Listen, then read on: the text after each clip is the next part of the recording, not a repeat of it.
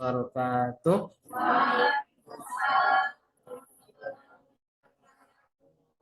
Bismillahirrahmanirrahim. Alhamdulillahirabbil alamin. Wa bihi nasta'inu ala umuri dunya waddin. Salatu wassalamu ala asyrafil anbiya'i wal mursalin sayyidina wa maulana Muhammadin wa ala alihi wa sahbihi ajmain. Rabbi shrahli sadri wa yassirli amri wahlul 'uqdatam min lisani yafqahu qawli, amma ba'du. Baik, perkuliahan kita hari ini kita buka bersama-sama dengan membaca lafaz basmalah.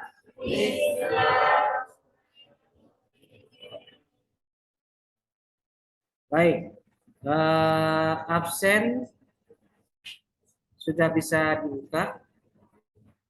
Silakan, bisa kalian isi nih, udah ya. Nih, masuk dah. Sudah keluar di Google Classroom, silakan diisi absen. Dan seperti biasa akan saya tutup nanti setelah kelas selesai. Ya. Absensi kehadiran tanggal 19 Oktober. HSC.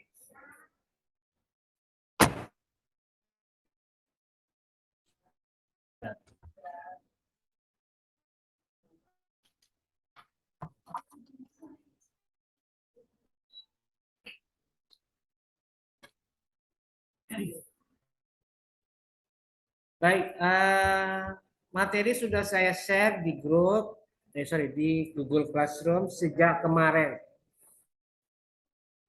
Dan tentu saya percaya kalian sudah baca, meskipun dengan segala keterbatasannya. Dan kali ini saya tidak akan menjelaskan modul. Masalah modul saya serahkan kepada kalian untuk menjelaskan. Saya balik sekarang. Dan tolong nanti ketika menjelaskan tidak buka-buka lagi ya. Karena sudah sejak kemarin, sejak sore kemarin sudah saya share. Pasti tadi malam, tadi pagi sudah kalian baca. Insya Allah. Ya. Oke, sekarang saya akan tunjuk satu. Saya panggil, saya sebutkan. Ini ada berapa baris ini? 3. 3,5. Yang itu berapa? Ya. Ini 1 baris, ini 2 baris. Itu hah? Buang. Kok maunya dibuang? Ya sudah, berarti ini nanti baris 3 ya. Baris 4 yang belakang ya. Baris 2, baris 3 cuma 2 orang. Oke, baik. Saya tunjuk baris ke 1 nomor 2 dari kanan. Siapa? Siapa namanya? Hawa Nurlia, silakan Hawa. Ayo Hawa, jelaskan, coba perhatikan pertanyaan saya. Yang lain nanti juga akan menjawab kalau tidak bisa Hawa ya. Ayo, jelaskan pengertian kafaah secara bahasa. Ayo Hawa.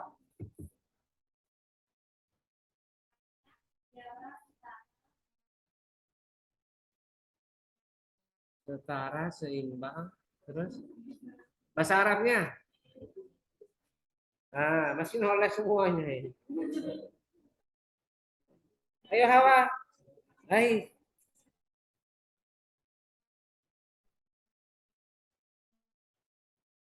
Ayo, baris kedua nomor 7 dari kiri. Yo. Siapa namanya? Hah? Hairatul Inayah. Ya, Inayah. Yo. Secara bahasa apa Inayah? Hmm? Ya jangan lihat, jangan melihat. Hah? Kalau masalah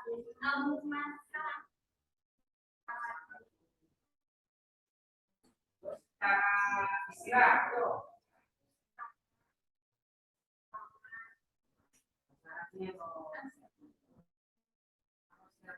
Istilah.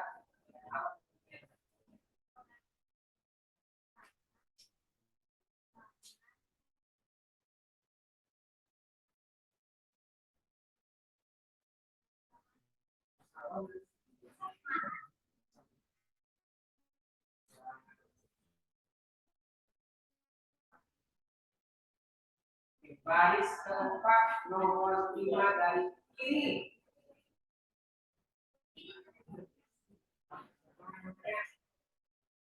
Mama, ya mama. Mama sengaja. Silakan. Cari istilah.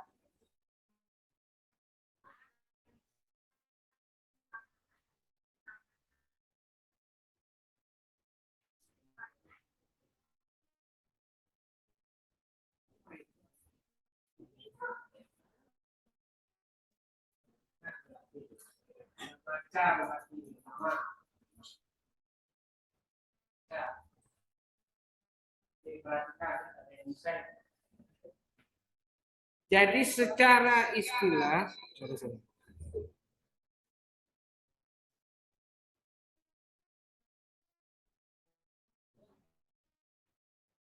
jadi secara istilah apa? Kafa'ah adalah perhatikan.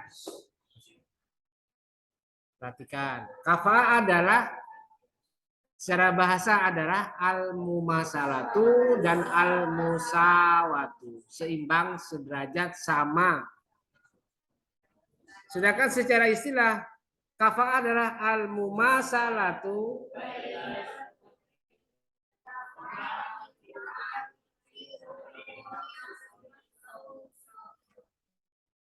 giliran disuruh baca bersama, baca semuanya ya. Tapi kalau satu-satu ya bengong baik. Deg-degan. Jadi perhatikan, kafa itu adalah keserupaan di antara suami dan istri dalam beberapa aspek yang khusus dengan tujuan agar mereka itu terhindar dari aib. Maka mereka harus disamakan pada beberapa aspek khusus. Kenapa? Supaya tidak ada aib. Nah, aibnya kayak apa? Misalnya digosipin sama tetangga, dirasanin kata orang Jawa sama orang-orang yang tahu dia. Kok suaminya itu cuma lulusan SMP, tapi istrinya SH, lulusan Syariah UIN Banten. Nggak jodoh ini, nggak level, nggak serasi ini. Ini pasti yang cowoknya main guna-guna ini. Yang cowoknya pasti main pelet ini. Pasti digosipin gitu ya. Nah, dengan adanya kesetaraan antara suami dan istri, maka minimal aib terhindari, minimal tidak ada orang yang merasani atau yang menggosipi. Gitu. Nah, sekarang pertanyaan kedua. Yuk, tadi sudah jelas ya pengertiannya. Yang kedua sekarang, tadi ada keterangan fi umurin maksusotin dalam perkara atau urusan atau hal-hal yang bersifat khusus. Nah, pertanyaannya adalah apa yang dimaksud dengan perkara-perkara khusus itu? Oke, apa yang dimaksud dengan perkara-perkara khusus itu? Oke, saya tanya lagi. Tidak boleh buka, tidak boleh baca, tapi jawab tanpa melihat. Sekarang baris 3, baris 2, nomor 2 dari kanan. Siapa namanya? Ihsan. Ihsanuddin. Oh iya, silakan Ihsan, jawabannya apa?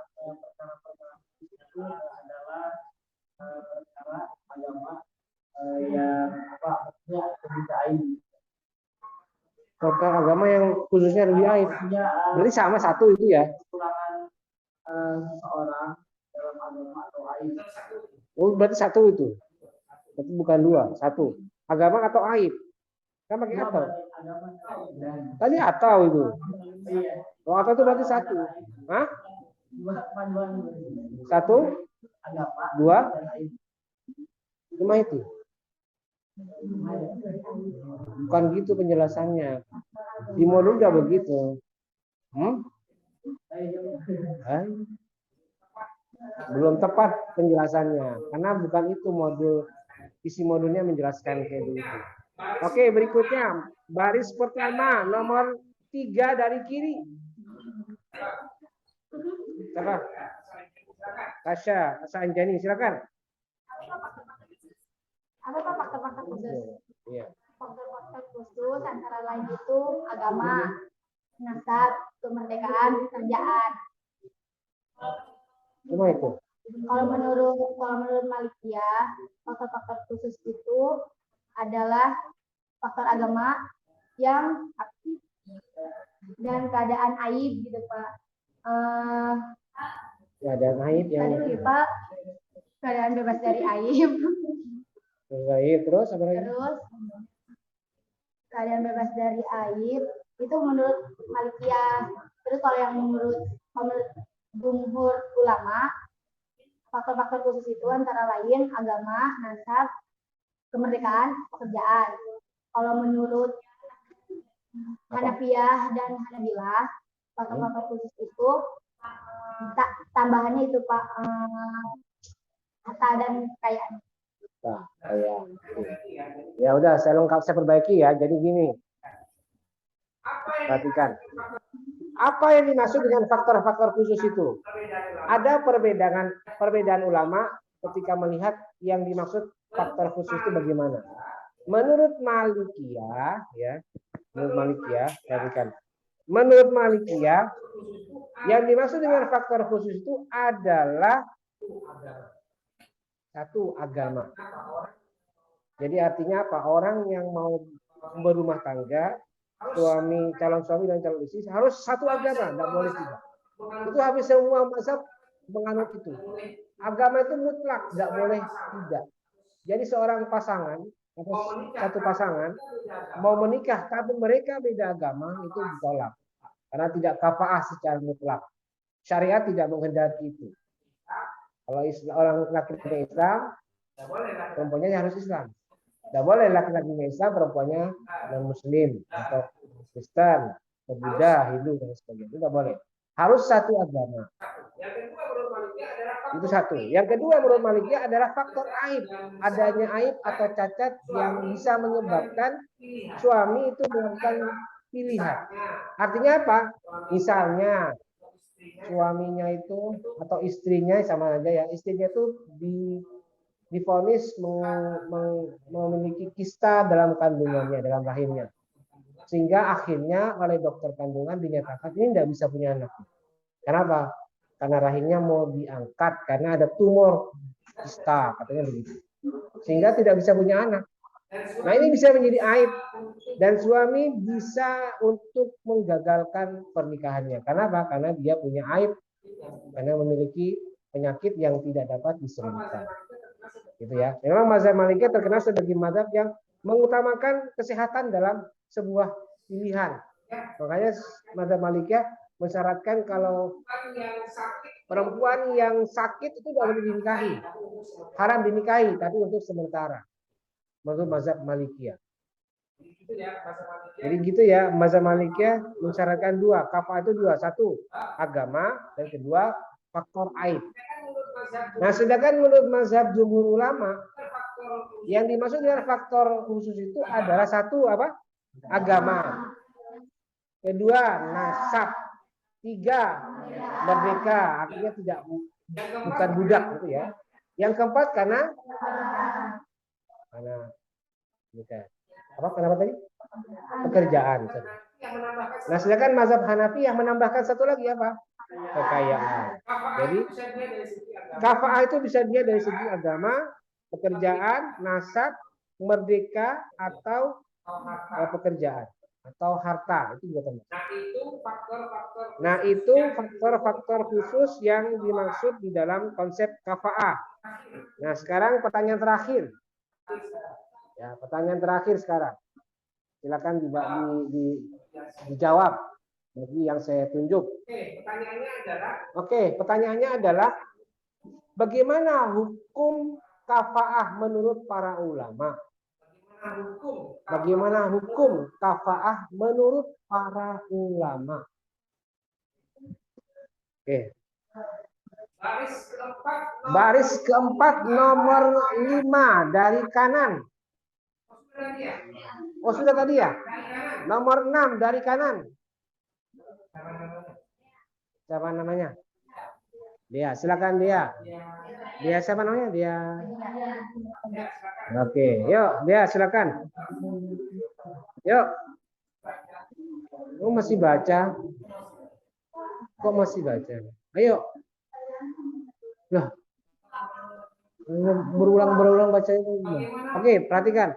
Bagaimana hukum kafaah menurut para ulama? Ayo. Ayo jawab. Masih tidak jelas pertanyaan saya? Hah? Masih tidak jelas pertanyaan saya? Hah? Tidak bisa apa tidak jelas pertanyaan saya? Yang mana? Ya. Saya yang tidak jelas pertanyaannya atau Anda tidak bisa jawab? Hah? Apa coba?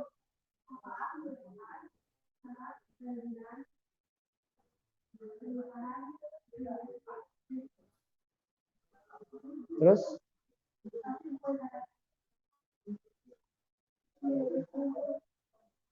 Suaranya enggak ada. Coba dibuka maskernya. Ya udah, yang jelas suaranya, yang keras. Ah, masih lihat. Jangan lihat dong.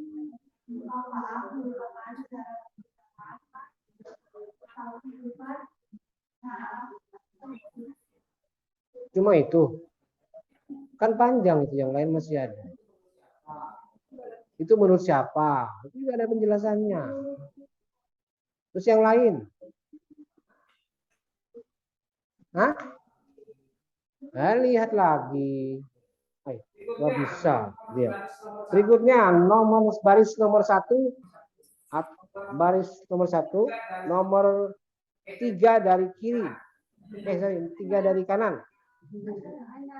Kanan. Ya, siapa namanya?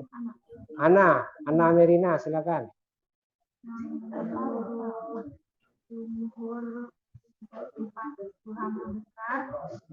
Pernikahan itu kafaah merupakan kewajiban dan tidak termasuk sahnya pernikahan. Itu menurut siapa? Jumhur ulama besar 4 besar, 4 besar. Mazhab imam 4 besar. Iya, mazhab imam 4 besar. Terus yang lain, kelompok lain siapa? Cuma aku itu doang, Pak. Ya udah, ini siapa namanya? Agil Ayas. Yo, silakan Agil. Yo Agil. Saya ini hafal kalian ini sudah sejak semester 3, semester 2. 3 ya. Ini semester berapa sekarang? Semester 2 kan sudah kan? Iya, semester 2 udah hafal saya. Yuk, Agil Ayas. Hah? Agil Ayas. Ayo. Gak hafal. Kumaha. Hah? Hah? Pertanyaan aja diulang-ulang. Ini capek saya ini. Enggak, saya tidak mau ulang langsung. Alasan baik. Yang ngomongnya ke atas dong, jangan ke bawah. Ke atas. Yuk. Yang tegap gitu. Hah? Nggak hafal. Ya bilang aja Pak, saya nggak hafal gitu. Nah ini. Siapa namanya? Risma, silakan Risma, yuk. Yuk, ulangi yang keras. Gimana?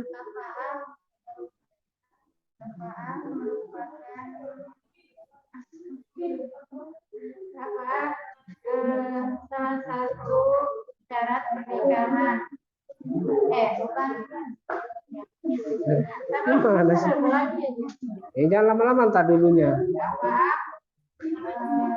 Sama sekali bukan syarat pernikahan. Kelaziman ataupun bukan kelaziman ataupun syarat sahnya pernikahan. Itu menurut siapa itu? Menurut pandangan ulama. Siapa?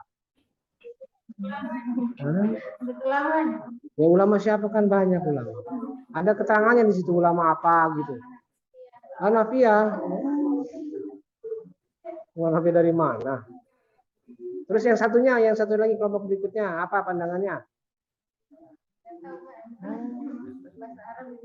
Bahasa Arab. Oke, perhatikan saya jelaskan. Jadi ada dua pandangan ulama mengenai hukumnya kafa'ah. Pandangan pertama mengatakan, atau pandangan pertama dari Imam As-Sauri, kemudian Hasan Al-Basri dan Al-Qurfi yang menyatakan bahwa kafa'ah itu bukan syarat pernikahan, baik syarat sah ataupun syarat kelaziman. Kalian tidak tahu ya syarat sah itu apa, syarat kelaziman apa? Karena nanti materi itu akan dijelaskan di materi tentang syarat pernikahan. Nanti setelah UTS kalau nggak salah, ya. Nanti penjelasannya. Yang jelas kafa'ah itu bukan syarat pernikahan, baik syarat sah ataupun syarat kelaziman. Sedangkan menurut imam mazhab yang empat besar, yang besar itu Syafi'iyah, Malikiyah, Hanafiyah dan Hanabilah menyatakan bahwa kafa'ah itu menjadi syarat kelaziman, bukan syarat sah, syarat kelaziman saja. Ya. Artinya apa? Syarat kelaziman itu boleh tidak diterapkan, hanya sekedar tidak lazim saja, tidak wajar saja. Boleh dipakai ataupun ditinggalkan. Ya, karena syarat sah itu kalau ditinggalkan itu batal akadnya, nikahnya batal. Tapi kalau cuma syarat kelaziman, ya paling cuma dimaukufkan saja, ditunda saja.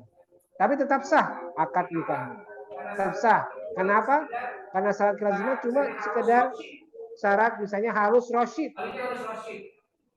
walinya harus rasyid, walinya harus cakap, walinya harus bisa paham bahasa dari calon suami, atau kafa'ah juga bagian dari syarat kelaziman.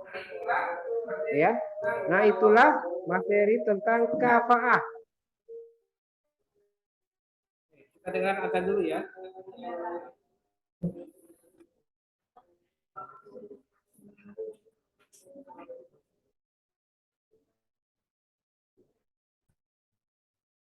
Kita lanjutkan. Itu tadi penjelasan mengenai konsep kafa'ah. Jadi kalian nanti kalau mau menikah, silakan obrol dengan orang tua, babah, umi. Nanti saya kalau mau menikah, saya pingin calon suami saya itu kafa'ah. Jadi nanti orang tua gampang. Oh ya sudah, nanti karena kalian sudah lulus S1, gelar sarjananya SH, nanti dicarikan jodoh yang selevel dari segi pendidikan. Jadi tidak mungkin nanti dicarikan yang levelnya lebih rendah, cuma lulusan SMP, lulusan SMA. Itu boleh dipakai kafa'ah. Tapi kalau tidak dipakai, misalnya ya sudah, terserah kamu nong, mau nyari calon suami yang bagaimana. Bapak tidak mau mematok. Yang penting kamu cinta dan kamu mempertanggungjawabkan cinta kamu dengan suami kamu. Begitu. Ya boleh, silakan. Baik, ada yang mau bertanya terkait kafa'ah? Ada? Saya kira udah jelas ya. Oke.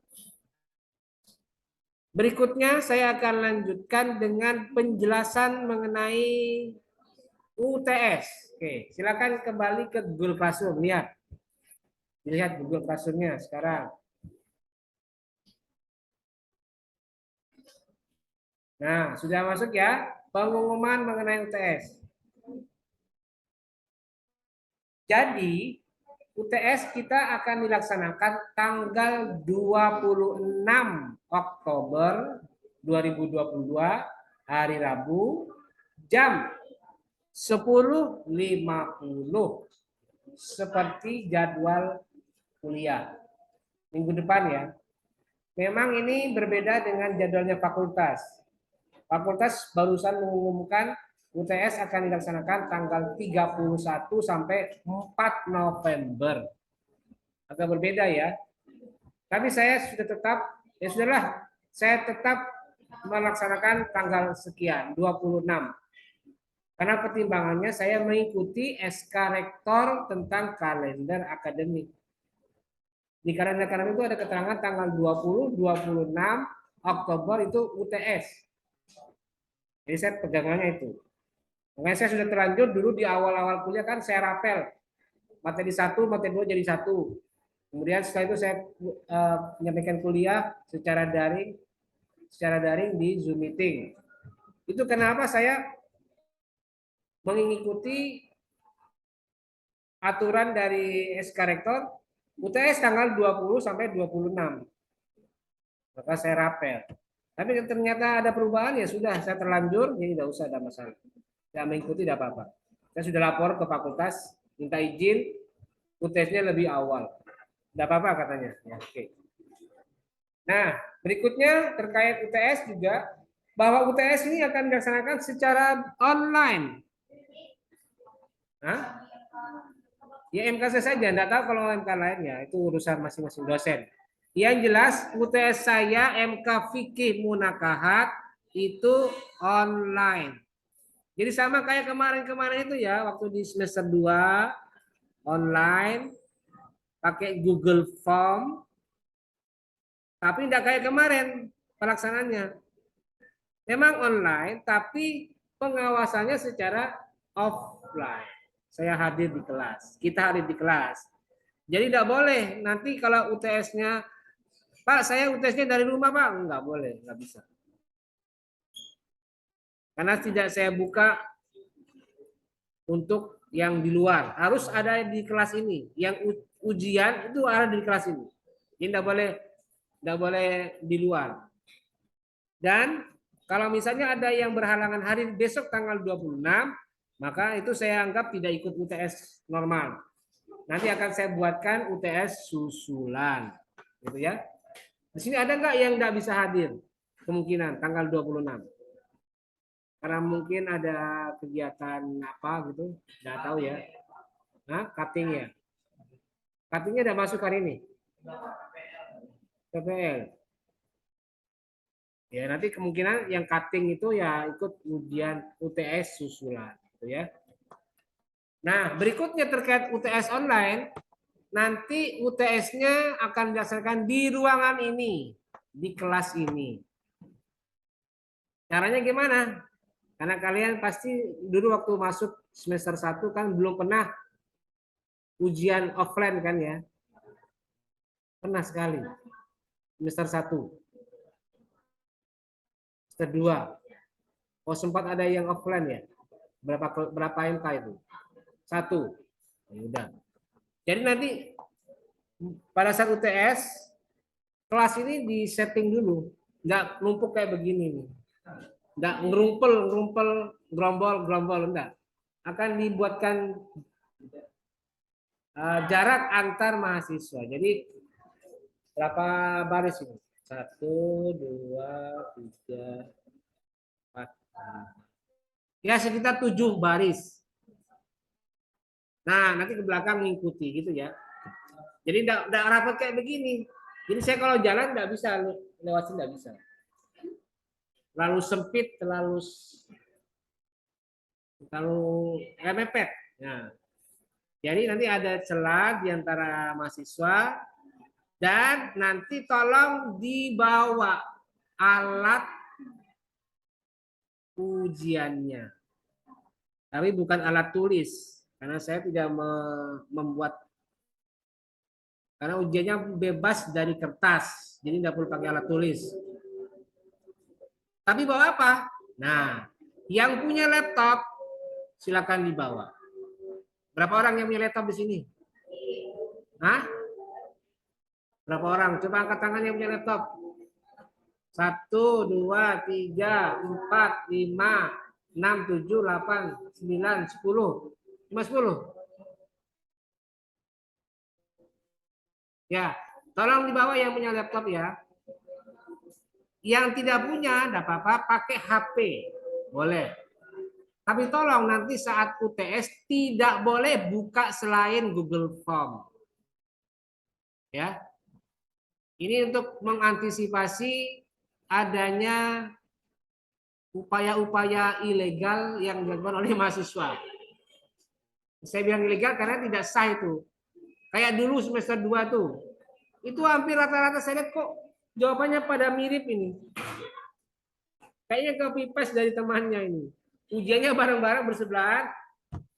Tinggal pindahin data saja, pindahin ininya. Jadi tolong itu dihindari karena kita menegakkan kejujuran gitu ya. Menegakkan keseriusan. Tidak boleh ada yang bekerja sama. Dan nanti saya akan awasi, saya akan keliling seluruh kelas.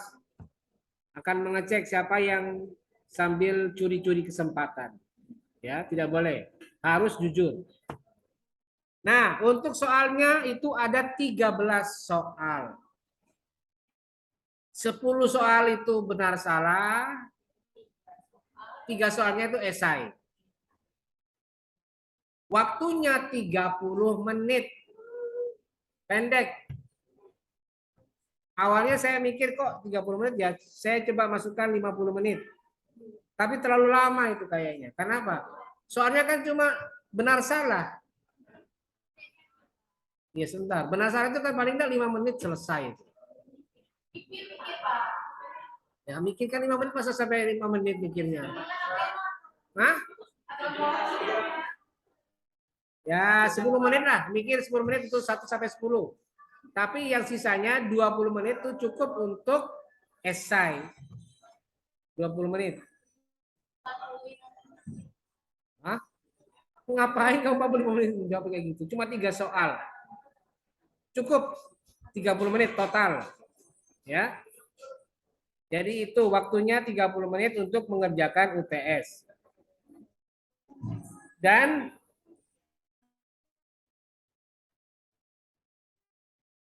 dilarang bekerja sama dengan teman sesama kelas. Kerjakan sesuai hasil jerih payah kalian sendiri. Nanti akan kelihatan itu siapa yang colek temannya, siapa yang lihat temannya, siapa yang lirik kanan, lirik kiri. Dan tidak boleh melakukan copy paste jawaban dari tempat lain. Jadi kalau ada yang sambil buka modul saya, ya langsung kena sanksi. Jadi modul tolong dihindari, dijauhkan, dihindarkan. Hah? Kok sudah mikir sanksi kamu? Ya pikirkan kamu serius. Ya, pikirkan jujur saja, enggak usah mikir yang lain. Dah. Kok mikir sanksi? Sanksinya apa? Saya juga enggak mikir sanksinya loh. Belum mikirin. Tapi kalau nanti muncul sanksinya akan saya pikirkan. Ya, TN mungkin termasuk ya. Awas.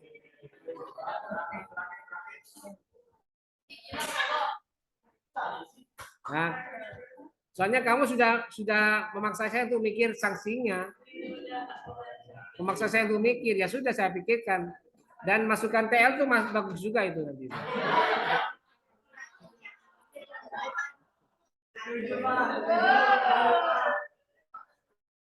Oke.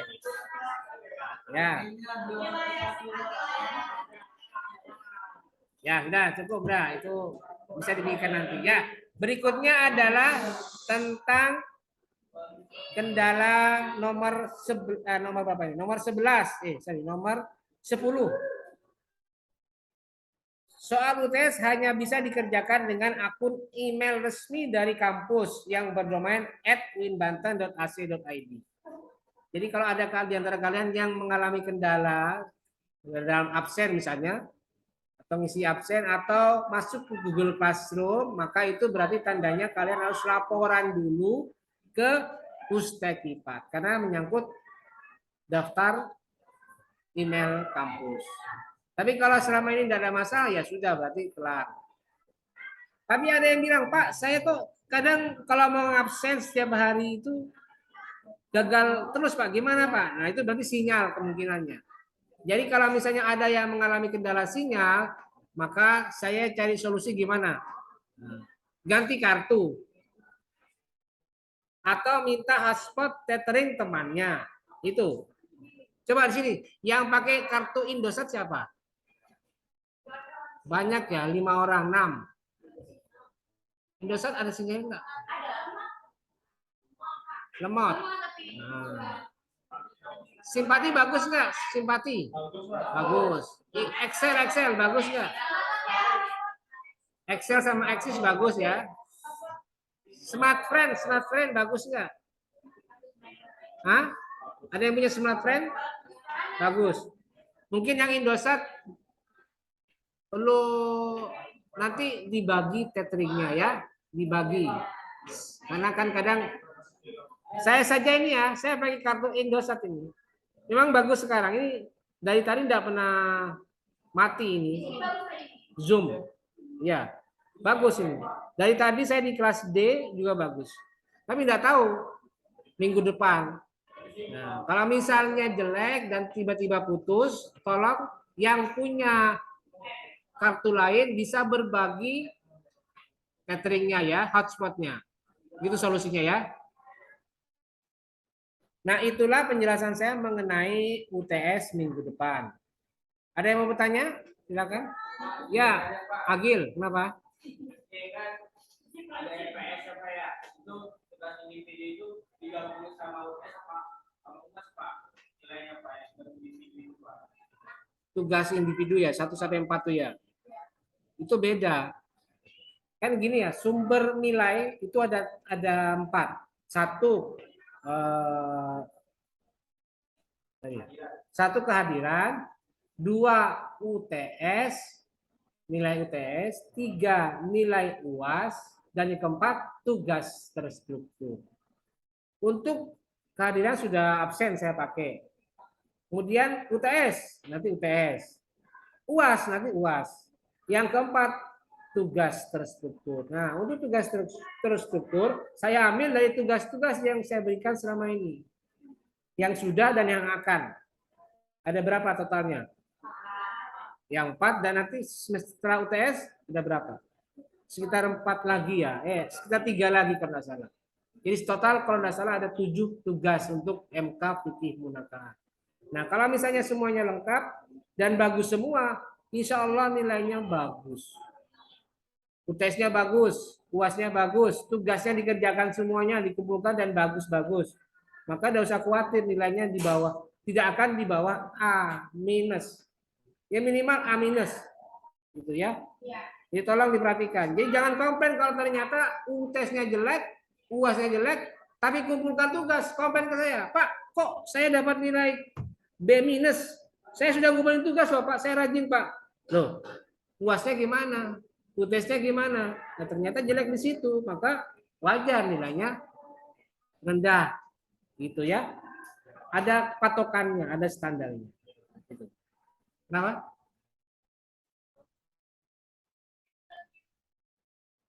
Nah.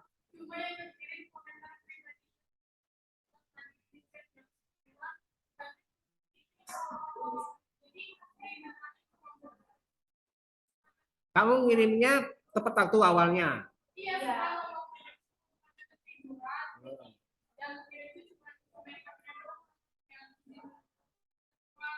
Nah. Yang susulannya sudah terkirim belum? Ya sudah nanti saya akan cek. Siapa namanya? Ini Bang Diatul Fitri. Ya udah nanti saya cek. Kenapa? Tugas kelompok. Kenapa tugas kelompoknya? Ya.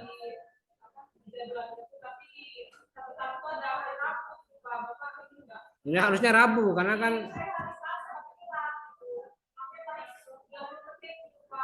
Enggak, saya tanya, yang tugas 3 itu batas akhirnya tanggal berapa? Selasa, bukan Rabu, harusnya Rabu. Bukan Selasa. Tapi di situ tercatat Selasa. Ya udah nanti saya pertimbangkan. Harusnya Rabu itu bukan Selasa. Iya, harusnya Rabu ya. Ya sudah, enggak apa-apa. Oke. Tapi khusus tugas 3 ya. Tugas 3 ya. Oke, ya udah. Ada lagi? Oke, ya sudah. Semoga minggu depan kita bisa melaksanakan UTS dengan sebaik-baiknya tanpa ada masalah. Baik, saya kira cukup ya untuk hari ini. Terima kasih dan mari kita akhiri dengan bersama-sama membaca hamdalah. Terima kasih. Wallahu muwaffiq ila aqwamit thoriq. Wassalamualaikum warahmatullahi wabarakatuh.